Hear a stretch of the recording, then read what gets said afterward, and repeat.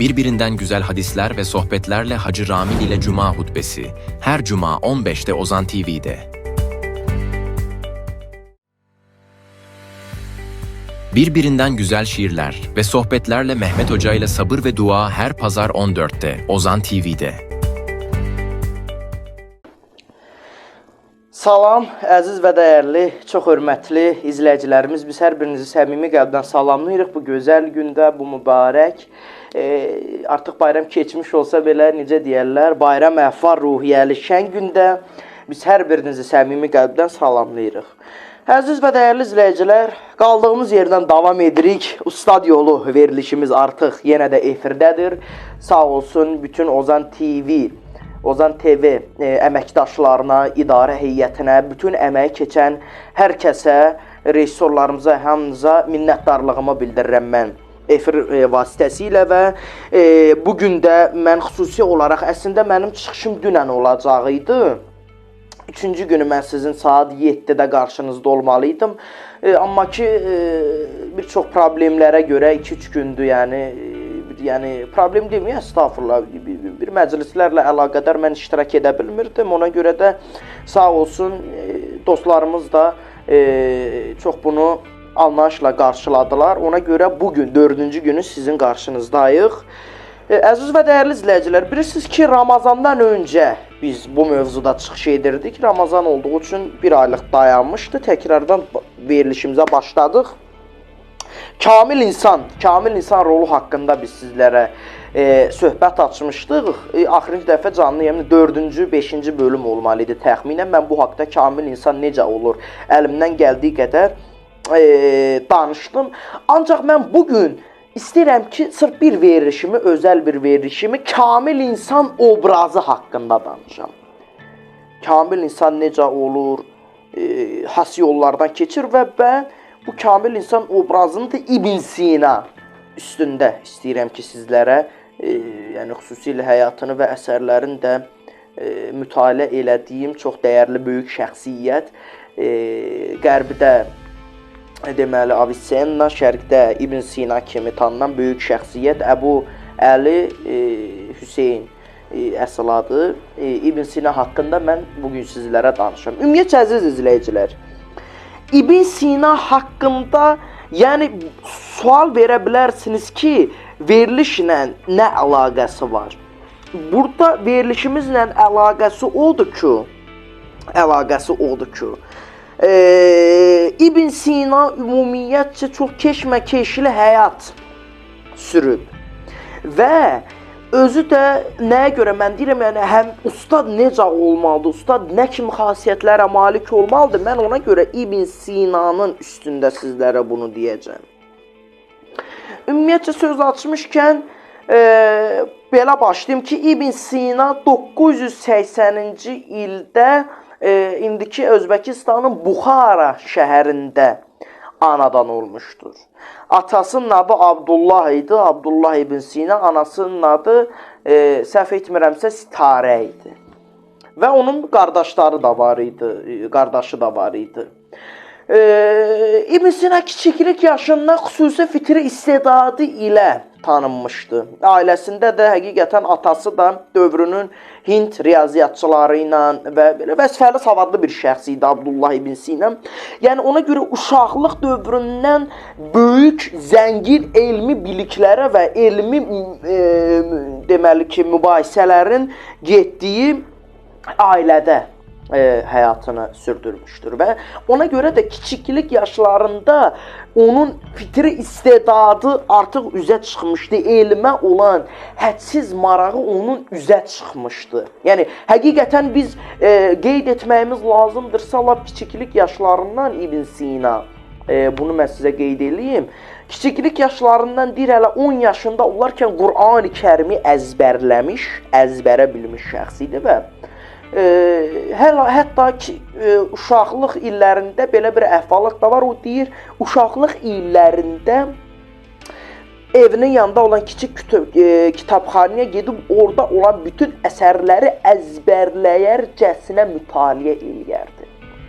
Ona görə ki, o oxuduğu şeylər, onun o qədər iti bir zəkası var idi ki, oxuduğu şeylər də, inanın, məsəl üçün, bir əsər ki, mütaliə eləyib, oxuyub, sabahsı günü falan səhifənin, falan sözünün, falan nöqtəsinə, virgülünə qədər təzdən onu yazıb, təzdən danışa bilərdi. O dərəcədə iti və mükəmməl ağla sahibidir. Ona görə ona yaşayan kitab deyirdilər. Çünki ansiklopedik bir düşüncə tərzi var idi. Dövrün bütün elmlərini kifayət qədər mənimsəmişdi. Başda tibb elmi olmaq üzərə, astronomiya olsun, riyaziyyat olsun, fəlsəfənin özü olsun, fizika olsun, metafizikadır, riyaziyyatdır, musiqi sahəsi olsun. Yəni dövrünün bütün elmlərini mükəmməl deniləcək qədər dərindən öyrənmişdi.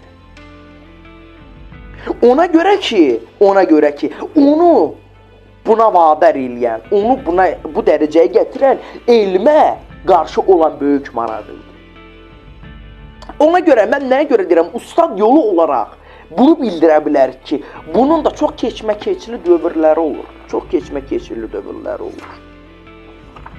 Ona görə də hər zaman, məsəl üçün mən misal olaraq İbn Sina'yı verdim. Abdullah deyir ki, atası, məsəl üçün Abdullah İbn Sina kiçiklik, yəni deməli, Əbu Əli deyərdilər. Əbu Əlinin lap kiçiklik dövrlərində onda bir qəribəliklərin olduğunu bilmişdi artıq. Yəni o qəribəliyə biz nə deyə bilərik? O mənada yox. Xüsusi fitri istedadının və xüsusi zəngin bilik və bacarığının olduğunu bilmişdi. Ona görə də o dönəm Abdullahın bir qonşuluğunda meyvə tərəvəz işi ilə məşğul olan o vaxtda tacir var idi. Bu tacir eyni zamanda dövrün yaxşı sayılacaq dərəcədə normal yaxşı savada sahib bir adam idi və oradan etdiyi gəlirlərlə özünə bir məktəb də açmışdı. Yəni burada bir neçə uşağa o vaxtların Hind hesabı adlanan bir 60'lıq say sistemi ilə cəbr öyrədirdi. Abdullah da oğlunda olan bu xüsusi fitri istedadı gördüyü üçün onu da bu tacirin məktəbinə göndərmişdi. Lakin görmüşdü ki, Hüseyn tacirin dərslərinə həvəssiz yanaşırdı. Səbəb nədir? Çünki yaşının az olmasına baxmayaraq, onun öyrəndiklərində yeni heç bir şey görmürdü, qeyri-adi bir şey görmürdü. Ona xüsusi bir savad geçirəcək, onu inkişaf etdirəcək bir şey görmürdü. Çünki vaxtı ikən o yaşının az olmasına baxmayaraq bunları öyrənmişdi, bunları bilmişdi. Ona görə də daha sonradan gördü ki, atası, yəni Hüseyin çox baraj, beləcə atası tezliklə anladı ki, onun oğlu çox bacarıqlı, çox fərasətli, çox dərin bilik savadına malik bir şəxs olduğunu görüb, onu belə müdərrislərə etibar etmədiyini anlamışdı. İndi bu uzundur, mən bunu istəyirəm 2-3 verilişə bölüm. Yəni, mən buna görə dedim ki, uğur qazanmağın bir çox yolları var həqiqətən. Amma tək bir gerçək odur ki, uğur qazanmaq çox çətindir.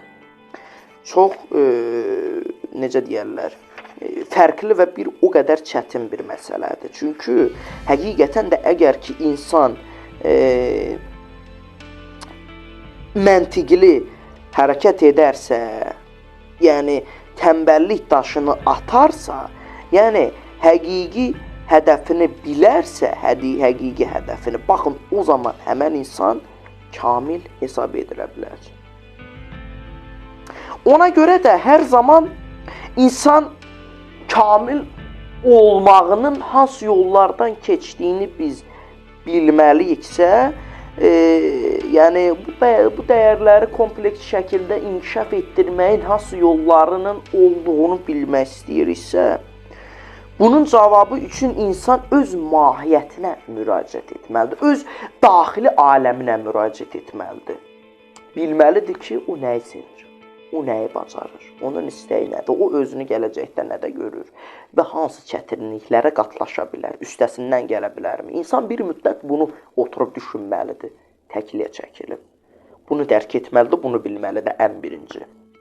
Hə, artıq bunu eləyəndən sonra artıq insan, əziz izləyicilər, artıq insan həqiqi hədəfini təyin etməlidir. Məsəl üçün, mən özüm, indi deyirsiniz bunu biz özümüz həqiqətən gecə gündüz demədən mütaliəmizin nəticəsidir, mən sizə deyirəm. Elə mənim də özümə də aiddir bu dediklərim.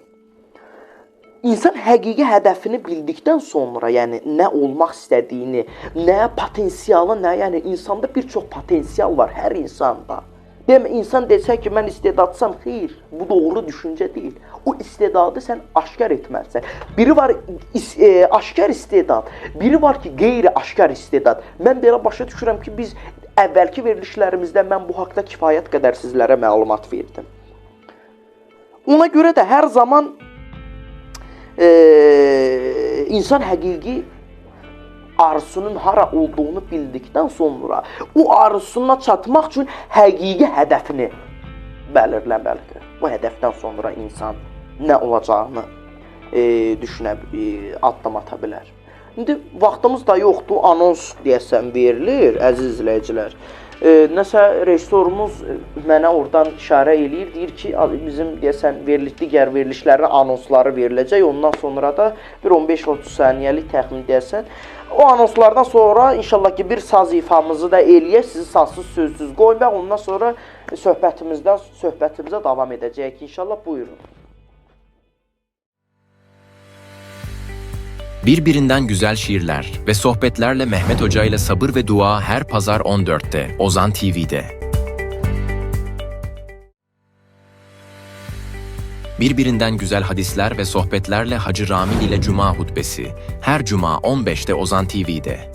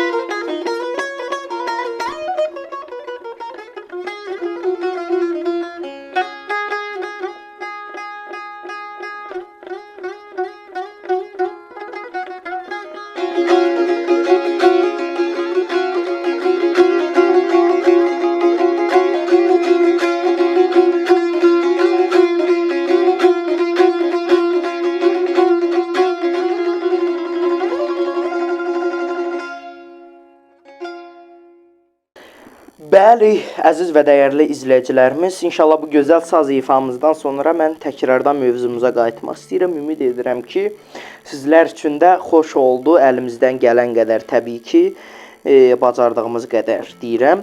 Və mövzumuz burada qalmışdı ki, necə deyərlər, bayaq da mən qeyd elədim ki, həqiqi hədəf haqqında biz danışırdıq. Yəni sözün qısası demək lazımdırsa, yəni qısaca mən sizi də çox yormayım. Bunu deyim ki, insan əsas öz daxili potensialını qavramalıdır, öz daxili aləmini bilməlidir, daxili aləmi haqqında fikirləşməlidir.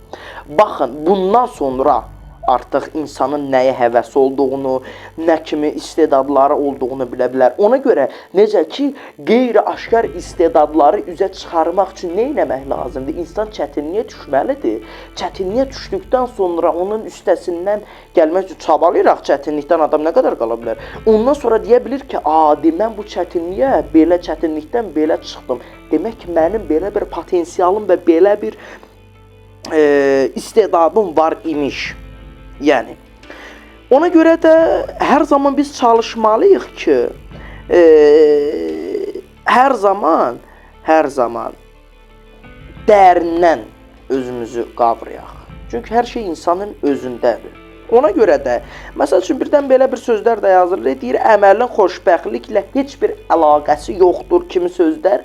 Bunların hamısı da doğrudan da yalan sözlərdir. Çünki insan etdiyi əməllə məsəl üçün mən bunu mütaliə elədim, məsəl üçün bunu, bu sazı ifa elədim, bu əgər qəşəng alındısa, qəşəng ağlımda qaldısa və sizə mən bir şey çatdıra bilirəmsə, bu həqiqətən bizim üçün fəxrdir. Bu həqiqətən bizim üçün xoşbəxtlikdir. Bu doğrucu xoşbəxtlikdir. Bəli, mən bununla razı ola bilərəm ki, keçici, yalançı xoşbəxtçiliklər ola bilər, bəli. Ancaq ki, bu hər şey demək deyil. Doğrudan da. Ona görə də həqiqi həyatın iki şərti var. Onu deyim. Həqiqi həyatın iki şərti var. Bu ilk şərti düşüncədir, dərk, mərifət və şuhuddur. İkinci isə insanı hədəfinə çatdıracaq səy, təlaş və fəaliyyətdir. Həyatın iki şərti. Birincisi nədir? Düşüncə, dərk. Bax, söz mən dediyimə gəldim. İnsan ilk öncə özünü tanımalıdır. Düşüncə, şər, şuhud, bunları dərk etməliyik. Mənəvi gözlə. Ya şuhud da nə deməkdir? Mənəvi gözlə aləmi, mənəvi gözlə mənəvi aləmi seyr etmək. İnsan özünü dərk etməlidir, bilməlidir. Artıq eləyəndən sonra, bunu dərk edəndən sonra, artıq ikinci isə həmin hədəfə ulaşmaq üçün edilən təlaş, fəaliyyət, səy göstərmək. Bu da həyatın ikinci şərtidir. Əgər bu iki şərtə biz əməl edəriksə, biz həqiqətən də həqiqi uğura çata bilərik. Doğrudan da bu mümkündür, əziz və dəyərli izləyicilər. Mən bunu hər verilişimdə də demişəm, hər verilişlərdə də mən bunu qeyd edəcəm. Hər bir insan ümumiyyətcə bilməlidir ki, etdiyi əməllər onun taleyini formalaşdırır. İnsanın atdığı hər əməl onun taleyini formalaşdırır. O, deyəsən, səhv eləmirəmsə, Həzrət Ömərin bir sözü var idi, deyir, yoxsa Həzrət Əlinin, söylədiyin sözün, deyir, əsirisin, söyləmədiyin sözün də, deyir, hakimisən. Yəni, ona görə ağıllı insanla da ağılsız insanın fərqi ondadır ki, mən bunu həmişə qeyd etmişəm. Ağıllı insan sözü düşünür, yəni bir hardasa əyləşir, məsəl üçün yeri gələndə düşünür, ondan sonra deyil. Amma ağılsız insan da odur ki, sözü deyir, ondan sonra düşünür ki, mən yaxşımı dedim. Sən onun əsirsən, sən o sözü dedin ki, da ikinci dəfə düşünməyin sənə heç bir xeyri olmayacaq. O sözü dedin, sən onu gərək deməmişdən əvvəl onu sən fikirləşməliydin. Bəli. Yəni, ona görə də əməllər bir tərəfdən insanın gələcəyini yaradır, gələcəyini formalaşdırır.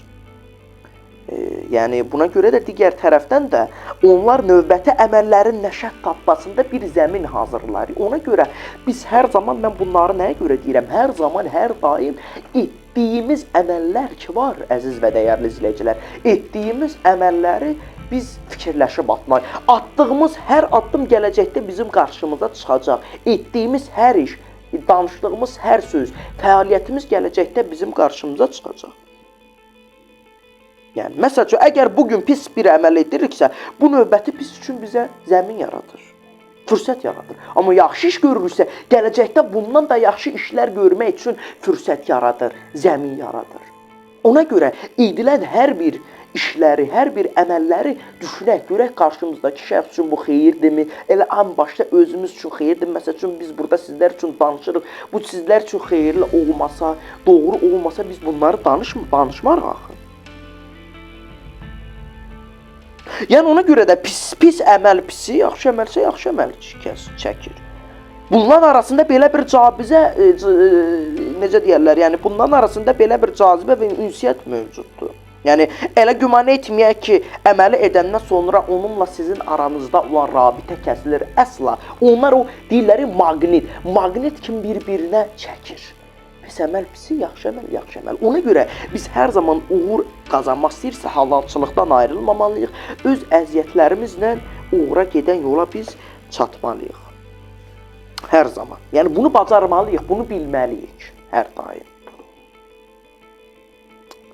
Yəni çünki əməllərin öz aləmi vardır ki, onlar orada toplanır və bumerang kimi insanın özünə qayıdır. Yəni əgər pərdələri gözümüzün önünə çəksələr, illər öncə etdiyimiz əməlləri və onların həyatımızda təsirini müşahidə edə bilərik. Məsəl üçün bir çox şəxslər də var, həmişə deyirlər ki, məsəl üçün mən ayda keşkə bir 15 il olar, bu səhvə eləməsə bu dəqiqə haralarda olardı.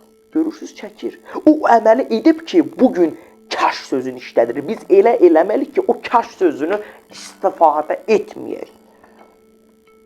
Yəni, nəyə görə? Çünki dünənimizin bugünümüzə, bugünümüzün də sabahımıza öz təsiri var. Heç bir əməl elə belə ötüşmür və heç nə səbəbsiz baş vermir. Səbəbsiz heç bir şey yoxdur. Məsəl üçün, bu cansız, ümumiyyətlə cansız heç bir şey yoxdur. İndi bu biraz qarışıq mövzulardır, fəlsəfi mövzulardır. Mən inşallah ki, gələcək verilişlərimizdə bunlara xüsusi deyinərəm Allahın da izni ilə. Ona görə hər zaman yəni necə deyərlər, hər zaman çalışmalıyıq ki, gələcəyimizi quraq. Yəni kamil insan rolu da baxın, burada başlayır doğrudan da. Hər zaman biz bunun üçün çalışmalıyıq. Buna addım atmalıyıq, bunu dərk etməliyik. Ki, həyatın iki şərtini bilməliyik. Boşu-boşuna həyat sürməməliyik. Çünki bizim buraya gəlməyimizin bir səbəbi var. Biz buraya sırf, təbii ki, əylənmək də insana lazımdır. Amma ki, biz sırf əyləncə üçün yaradılmamışıq. Həyatımızın məqsədi bu deyil. Məqsəd bu deyil, mənzilimiz bu deyil. Hər zaman biz bunun üçün çalışmalıyıq və bunu dərk etməliyik, əziz və dəyərli izləyicilərimiz.